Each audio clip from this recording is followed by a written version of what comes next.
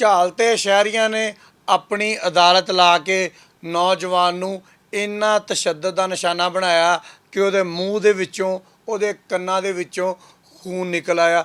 ਨਾ ਸਿਰਫ ਉਹਨੂੰ ਤਸ਼ੱਦਦ ਦਾ ਨਿਸ਼ਾਨਾ ਬਣਾਉਂਦੇ ਰਹੇ ਬਲਕਿ ਇਨਸਾਨੀਅਤ ਦੀ ਤਜ਼ਲੀਲ ਕਰਦੇ ਰਹੇ। ਉਸ ਬੰਦੇ ਨੂੰ ਖੰਭੇ ਨਾਲ ਬੰਨ੍ਹ ਕੇ ਵੀ ਤਸ਼ੱਦਦ ਦਾ ਨਿਸ਼ਾਨਾ ਬਣਾਉਂਦੇ ਰਹੇ।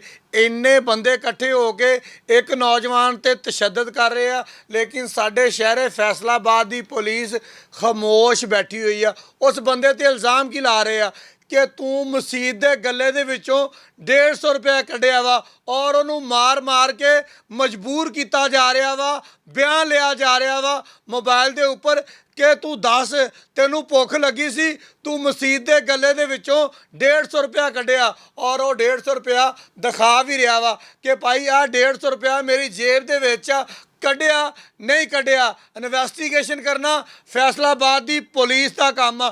ਤੁਹਾਨੂੰ ਇਹ ਅਖਤਿਆਰ ਕਿਹਨੇ ਦਿੱਤਾ ਵਾ ਕਿ ਤੁਸੀਂ ਆਪੇ ਹੀ ਪੁਲਿਸ ਵਾਲੇ ਬਣ ਜਾਓ, ਤੁਸੀਂ ਆਪੇ ਹੀ ਤਫਤੀਸ਼ੀ ਬਣ ਜਾਓ, ਤੁਸੀਂ ਆਪੇ ਹੀ ਵਕੀਲ ਬਣ ਜਾਓ, ਤੁਸੀਂ ਆਪੇ ਹੀ ਜੱਜ ਬਣ ਜਾਓ। ਤੁਹਾਨੂੰ ਕਿਸੇ ਨੇ ਅਖਤਿਆਰ ਨਹੀਂ ਦਿੱਤਾ ਕਿ ਇੱਕ ਬੰਦੇ ਨੂੰ ਤਸ਼ੱਦਦ ਦਾ ਨਿਸ਼ਾਨਾ ਬਣਾਓ ਔਰ ਉਹਨੂੰ ਕੁੱਟਦੇ ਆ, ਉਹਨੂੰ ਮਾਰਦੇ ਆ, ਉਹਦੇ ਕੋਲੋਂ ਪੁਰਾਣੀਆਂ ਗੱਲਾਂ ਵੀ ਪੁੱਛਦੇ ਆ ਕਿ ਦੱਸ ਤੂੰ ਕਿੰਨੀ ਦੇਰ ਦਾ ਚੋਰੀਆਂ ਕਰਨ ਡਿਆ। ਤੇ ਭਾਈ ਜੇ ਫੜ ਲਿਆ ਵਾ, ਮਾਰਿਆ ਵਾ, ਕੁੱਟਿਆ ਵਾ, ਖੰਭੇ ਨਾਲ ਬੰਨ੍ਹ ਲਿਆ ਵਾ ਤੇ ਫਿਰ ਪੁਲਿਸ ਵੀ ਬੁਲਾ ਲਓ, 15 ਤੇ ਕਾਲ ਵੀ ਕਰ ਲਓ, ਪੁਲਿਸ ਆਏਗੀ, ਉਹ ਇਹਨੂੰ ਫੜ ਕੇ ਲੈ ਜਾਏਗੀ, ਅਸਲ ਹਕਾਇਕ ਸਾਹਮਣੇ ਆ ਜਾਣਗੇ। ਲੇਕਿਨ ਨਹੀਂ, ਅਸੀਂ ਸ਼ਹਿਰ ਦੇ ਵੱਡੇ ਆ, ਅਸੀਂ ਇਲਾਕੇ ਦੇ ਵੱਡੇ ਆ, ਇੱਥੇ ਕੋਈ ਵੀ ਕਾਨੂੰਨ ਹੋਏਗਾ ਸਾਡੀ ਮਰਜ਼ੀ ਦਾ ਹੋਏਗਾ, ਇੱਥੇ ਪੁਲਿਸ ਹੋਏਗੀ ਸਾਡੀ ਮਰਜ਼ੀ ਦੀ ਹੋਏਗੀ, ਇੱਥੇ ਅਦਾਲਤ ਲੱਗੇਗੀ ਤੇ ਬਾਜ਼ਾਰ ਦੇ ਵਿੱਚ ਲੱਗੇਗੀ, ਸਾਡੀ ਮਰਜ਼ੀ ਦੀ ਅਦਾਲਤ ਲੱਗੇਗੀ। ਕੋਈ ਬੰਦਾ ਕਿਸੇ ਨੂੰ ਪੁੱਛੇਗਾ ਨਹੀਂ। ਔਰ ਯਕੀਨ ਮੰਨੋ ਕਿ ਉਸ ਬੰਦੇ ਨੂੰ ਜਦੋਂ ਕੁੱਟਦੇ ਪਏ ਆ, ਜਦੋਂ ਮਾਰਦੇ ਪਏ ਆ,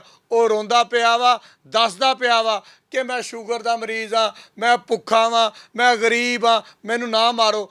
ਲੇਕਿਨ ਉਸ ਟਾਈਮ ਅਸੀਂ ਤਾਂ ਜੱਜ ਬਣੇ ਹੋਏ ਆ, ਅਦਾਲਤ ਲਾਈ ਹੋਈ ਆ ਕਿ ਅਸੀਂ ਅੱਜ ਇਸ ਬੰਦੇ ਨੂੰ ਫੜ ਲਿਆ ਵਾ ਔਰ ਇਸ ਬੰਦੇ ਨੂੰ ਮਾਰ ਕੇ ਇਕਰਾਰ ਕਰਵਾਉਣਾ ਵਾ ਕਿ ਤੂੰ ਦੱਸ ਤੂੰ ਇਹ ਪੈਸੇ ਮਸਜਿਦ ਦੇ ਗੱਲੇ 'ਚ ਲਏ ਆ। ਉਹ ਭਾਈ ਮਸਜਿਦ ਅੱਲਾ ਦਾ ਘਰ ਆ, ਤੁਸੀਂ ਉਹਦੇ 'ਚ ਕੁਛ ਨਹੀਂ ਕਰ ਸਕਦੇ।